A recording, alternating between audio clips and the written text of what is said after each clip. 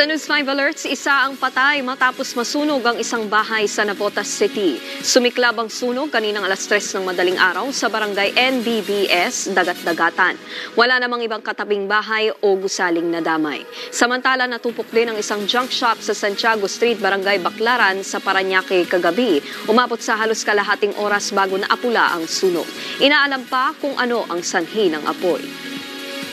Sa ibang balita, magsasagawa ang Department of Health ng malawakang pagbabakuna laban sa measles o tigdas sa Bangsamoro Autonomous Region in Muslim Mindanao o BARMM sa April 1 hanggang 12. Kasunod yan ang pagtaas ng kaso ng measles at rubella sa rehiyon.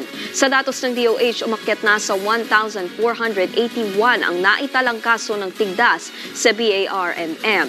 Halos kalahati yan ang kabuuang kaso ng tigdas sa buong bansa. Target ng DOH na mabakunahan ang nasa 1.3 milyon na mga bata sa Maguindanao del Norte, Lanao del Sur at Marawi City. Ang tigdas shot ay bibigay sa edad 6 na buwan hanggang 10 taong gulang para sa kanilang proteksyon laban sa nakamamatay at nakahahawang sakit na ito. Para sa iba pang mga balita, pumunta lang sa news5.com.ph, pati na rin sa News5 Facebook, YouTube, TikTok at X social media pages. Ako po si Nikki de Guzman. Magandang umaga.